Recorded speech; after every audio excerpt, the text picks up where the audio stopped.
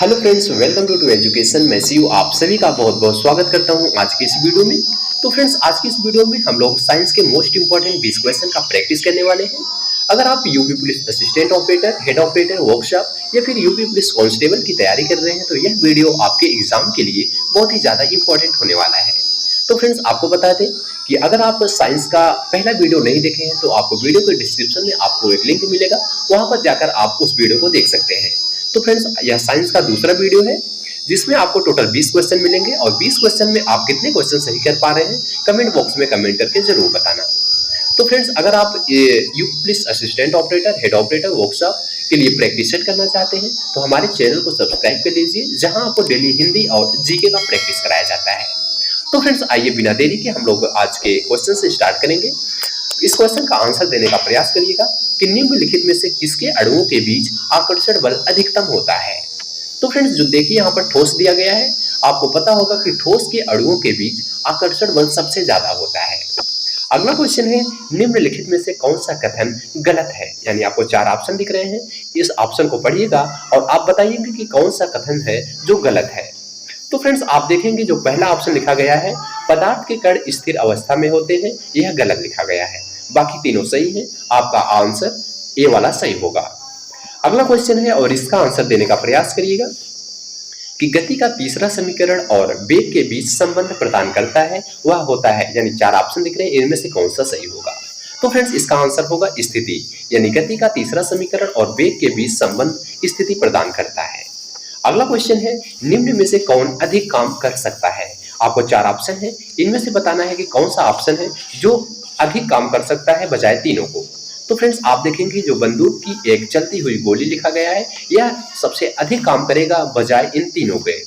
अगला क्वेश्चन है और इसका आंसर देने का प्रयास करिएगा कि जब सोडियम बाइकार्बोनेट को पीएच पेपर की पट्टी पर रखा जाता है तो पट्टी का रंग क्या होगा। तो फ्रेंड्स, आपको बता दें कि जब सोडियम बाइकार्बोनेट को पेपर की पीएच पट्टी पर रखा जाता है तो उसका रंग अपरिवर्तित होता है। यानी आंसर हो जाएगा परिवर्तित नहीं होता है। आपका आंसर बिल्कुल सही है। अगला क्वेश्चन है और इसका आंसर देने का प्रयास करिएगा कि यम द्रव्यमान की कोई वस्तु त्वरण ए से गतिशील है तो उस पर प्रयुक्त बल क्या होगा। तो फ्रेंड्स, आपको पता होगा बल बराबर होता है F बराबर m/a। तो आपका आंसर सी वाला बिल्कुल सही हो जाएगा। अगला क्वेश्चन है और इसका आंसर देने का प्रयास करिएगा। पूछा गया है, सामान्य रूप से एक उदासीनीकरण अभिक्रिया को किस रूप में लिखा जा सकता है। तो फ्रेंड्स, जो इसका बी ऑप्शन दिया गया है बिल्कुल सही होगा। क्षार प्लस अम्ल को लवण प्लस जल में परिवर्तित कर सकते हैं। अगला क्वेश्चन है और इसका आंसर देने का प्रयास करिएगा कि वायुमंडलीय अपवर्तन के कारण सूर्योदय और सूर्यास्त में लगभग कितने समय की देरी हो सकती है। काफी इंपॉर्टेंट क्वेश्चन है। तो फ्रेंड्स, इसका आंसर जो होगा तो आपको बता दें, जब सूर्योदय और सूर्यास्त के दोनों के बीच लगभग हमेशा 2 मिनट की देरी हो सकती है। इसका आंसर बी वाला सही होगा। अगला क्वेश्चन है और इसका आंसर देने का प्रयास करिएगा कि निम्नलिखित में से कौन सी धातु केरोसिन तेल में संग्रहित होती है। तो फ्रेंड्स, आपको बता दें कि जो इसमें सोडियम लिखा गया है, सोडियम बिल्कुल सही आंसर होगा।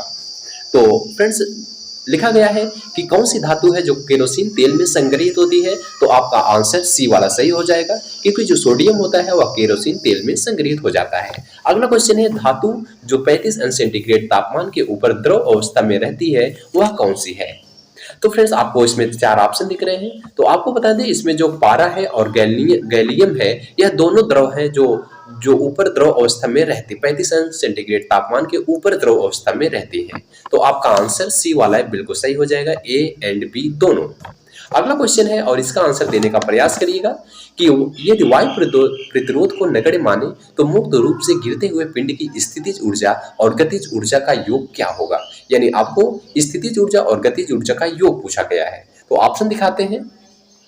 तो फ्रेंड्स, इसमें जो सही आंसर होगा वो होगा स्थिर। यानी जो स्थितिज ऊर्जा और गतिज ऊर्जा का योग था वो स्थिर रहता है। अगला क्वेश्चन है और इसका आंसर देने का प्रयास करिएगा कि पूछा गया है, निम्नलिखित में से गलत कथन को चुनिए। यानी आप चारों ऑप्शन को पढ़िएगा, इसमें से कौन सा कथन जो है जो गलत है।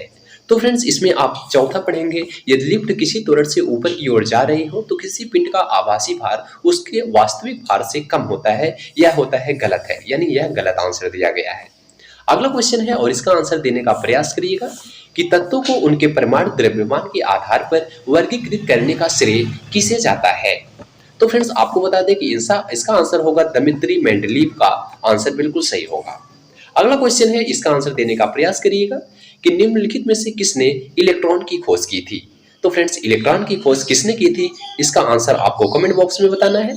इसके आगे के क्वेश्चन हम देखते हैं।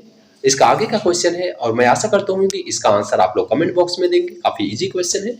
और अगला क्वेश्चन है, इथेनॉल को ईथेन में परिवर्तित करने के लिए डिहाइड्रेटिंग एजेंट के रूप में किसका उपयोग किया जाता है। तो फ्रेंड्स इसका आंसर जो होगा वो होगा सांद्र सल्फ्यूरिक अम्ल, बिल्कुल सही आंसर होगा।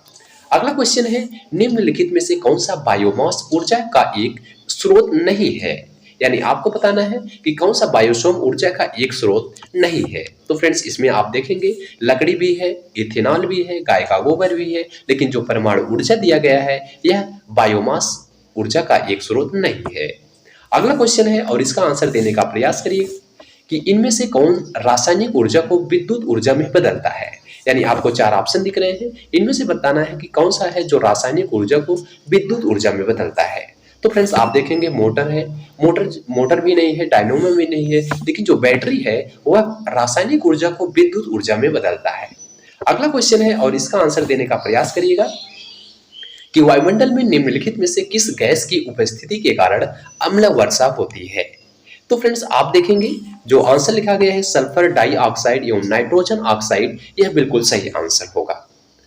फ्रेंड्स अगले क्वेश्चन की ओर चलते हैं और अगले क्वेश्चन का आंसर बताने का प्रयास करिएगा कि 13 वोल्ट के विभवांतर वाले दो बिंदुओं के बीच 5 कूलाम के आवेश को प्रवाहित करने में किया गया काम कितना होगा। यानी आपको न्यूमेरिकल पूछा गया है। तो फ्रेंड्स इसको आप लोग सॉल्व करिएगा। इसका आंसर आपको बता देते हैं, अगर इसका आंसर आपका 65 जूल आ रहा है तो बिल्कुल सही है। तो फ्रेंड्स अगले क्वेश्चन की ओर चलते हैं। आपको इसका आंसर बताना है कि कार्य करने की दर को क्या कहते हैं। यानी सिंपल सा क्वेश्चन पूछा गया है, कार्य करने की दर कहलाती है। तो फ्रेंड्स कार्य करने की दर शक्ति कहलाती है।